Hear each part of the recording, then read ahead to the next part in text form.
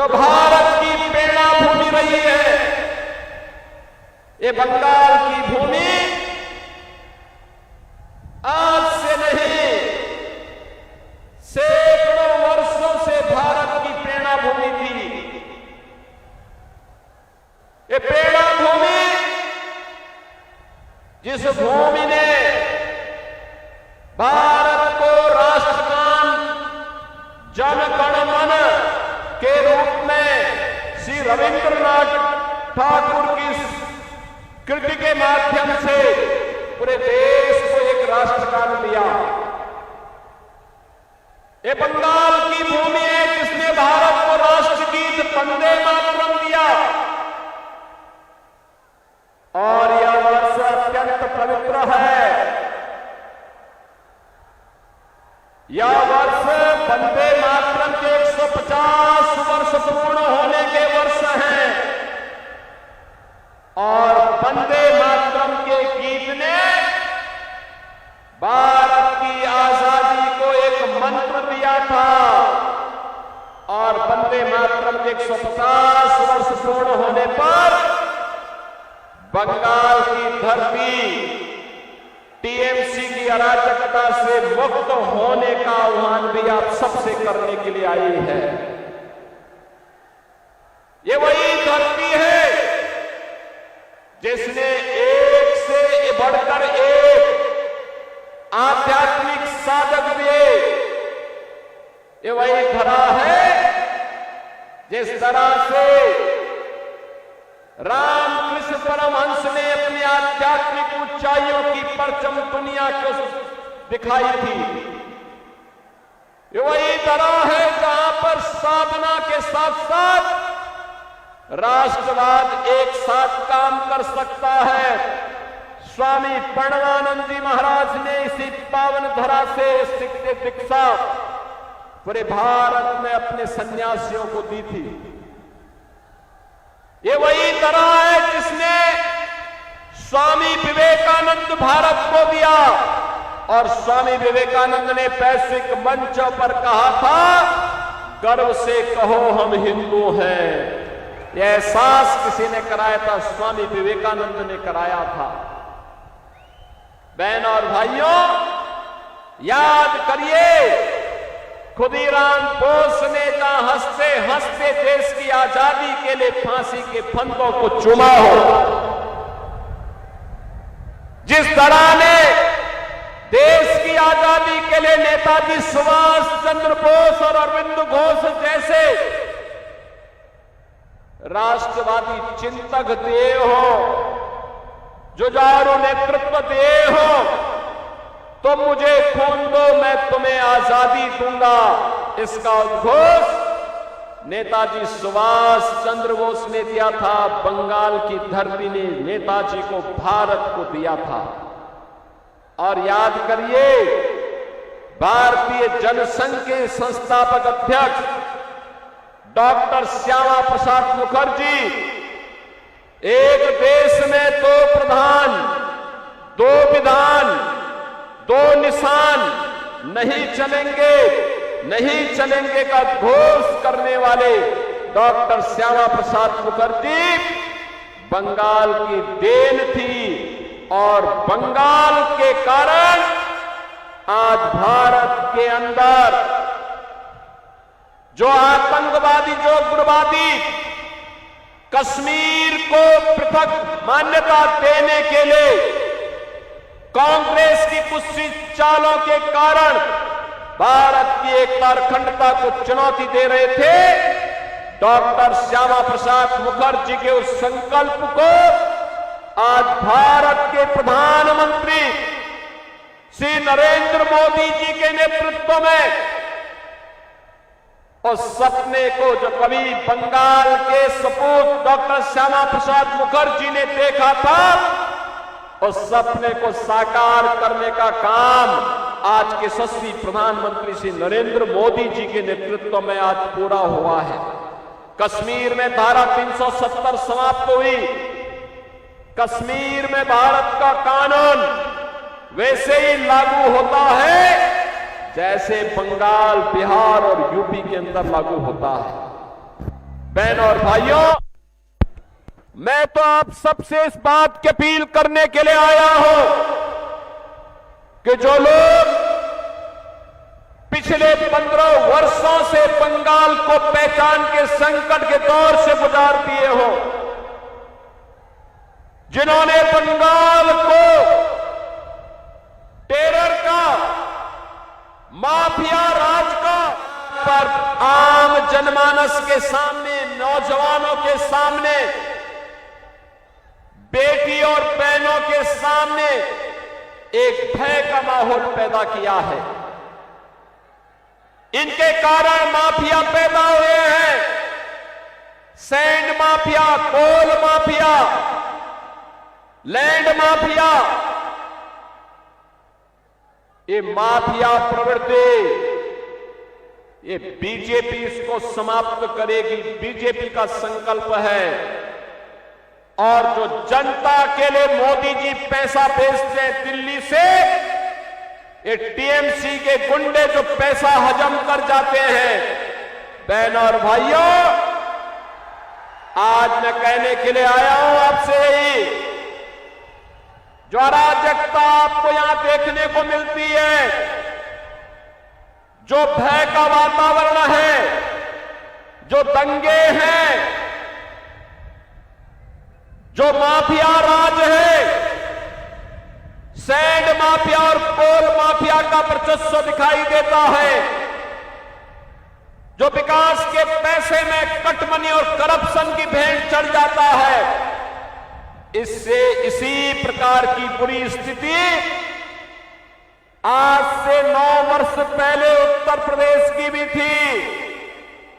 याद करिए, उत्तर प्रदेश 9 वर्ष पहले वहां हर दूसरे तीसरे दिन एक दंगा होता था, कोई पर्व और त्योहार नहीं हो सकता था, बान और बेटियां सुरक्षित थी, गुंडागिर्दी चरम पर थी, अपराध चरम पर था, माफिया हावी थे और जनता की सुविधा और जनता के विकास के लिए आने वाले पैसे में ऐसी डकैती पड़ती थी। इसका उपचार केवल और केवल एक है, और वह है डबल इंजन की भाजपा की सरकार, डबल इंजन की भाजपा की सरकार। बहनों और भाइयों, आज आप देख रहे होंगे जब उत्तर प्रदेश के अंदर माफिया की हड्डी और पसली को यूपी का बुलडोजर ठीक करता है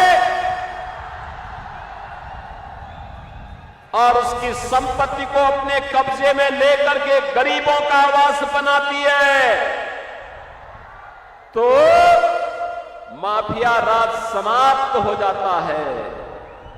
आज यूपी में न कर्फ्यू है न दंगा है, यूपी में अब सब चंगा है। याद करिए, पहले राम जन्मभूमि के लिए हमें आंदोलन करना पड़ता था, राम भक्तों पर गोलियां चलती थी। मुझे अभी एक कार सेवक मिला है यहां पे,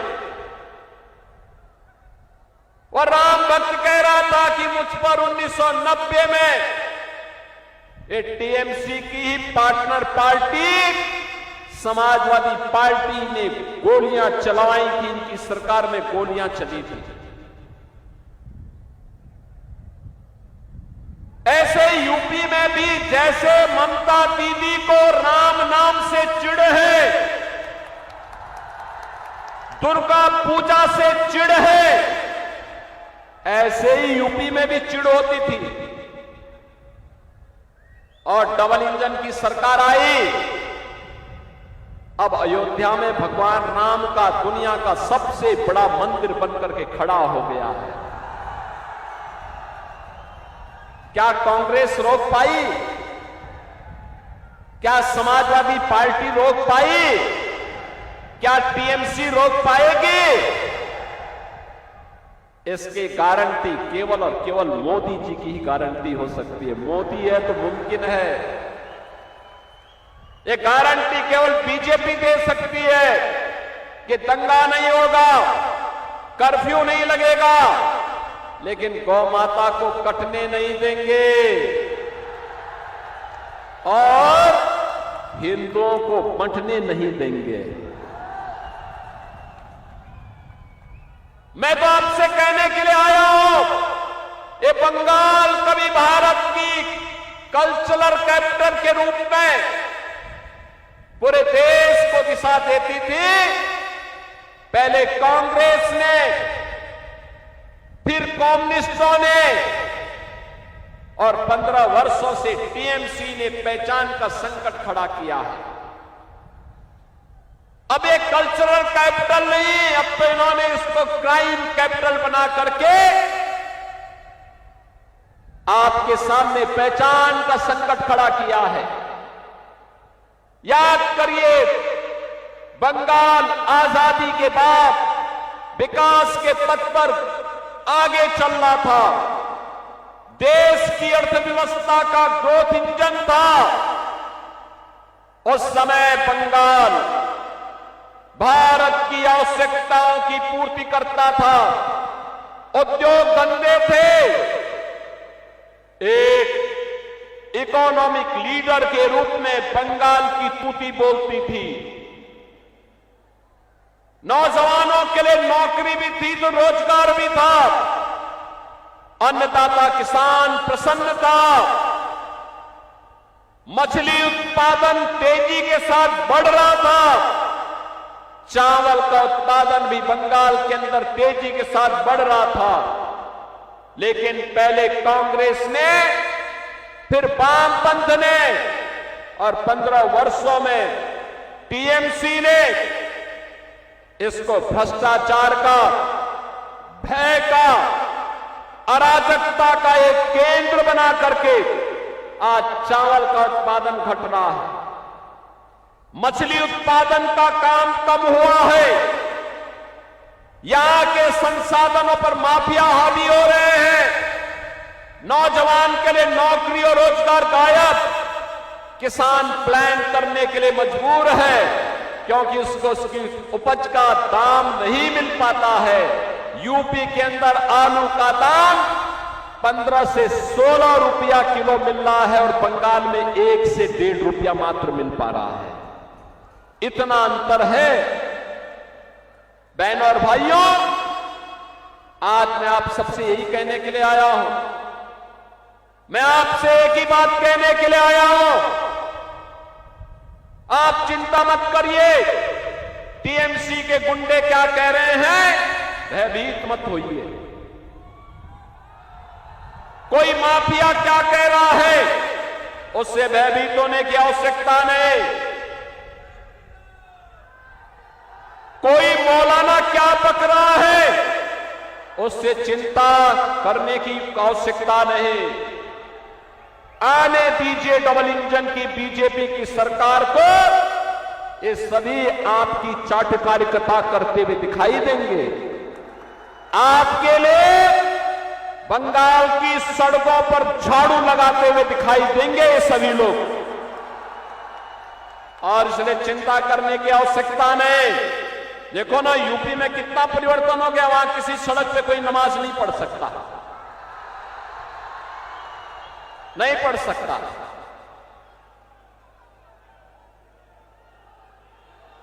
वहां पर्व और त्योहार शांतिपूर्ण तरीके से मनाए जाते हैं।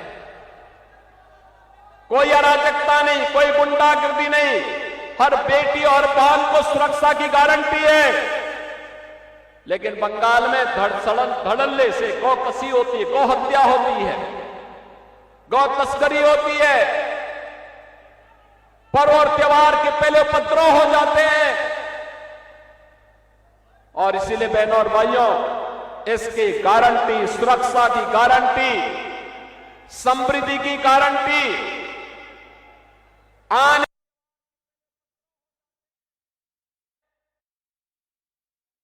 और भाइयों, इसकी गारंटी, सुरक्षा की गारंटी, समृद्धि की गारंटी, आने वाले उज्जवल भविष्य की गारंटी केवल और केवल बीजेपी है और आपके पास तो बीजेपी ने अरिजीत राय जैसा जुझारू कार्यकर्ता दिया है आपके लिए, आपका नेता बनने के लिए, जनप्रतिनिधि बनने के लिए। एमएलए के प्रत्याशी के रूप में अरिजीत राय को, अरिजीत का मतलब ही होता है कि वो शत्रु को जीत सके। इसलिए अरिजीत राय को भारी बहुमत से विजयी बनाइए, बंगाल में बीजेपी की डबल इंजन सरकार को लाइए, समस्या का समाधान प्रधानमंत्री मोदी जी के नेतृत्व में डबल इंजन डबल स्पीड से करेगा, बुलेट की स्पीड से करेगा। इस विश्वास के साथ आप सबका मैं आह्वान करता हूं, अरिजीत राय को भारी बहुमत से विजयी बना के भेजेंगे ना? सभी लोग दोनों हाथ ला करके बोलो मेरे सामने, सभी लोग जिताएंगे, भारी बहुमत से विजयी बनाएंगे, आशीर्वाद मिलेगा ना? ये पीछे में जो लोग खड़े हैं, दीवार के ऊपर जो खड़े हैं, सबका ये हेलीपैड के अगल बगल जितने लोग खड़े हैं, अरिजीत राय को विजयी बना के भेजेंगे। दोनों हाथ ला करके मेरे साथ बोलेंगे, भारत माता की, भारत माता की, भारत माता की, वंदे वंदे वंदे, जय श्री राम, जय जय श्री राम।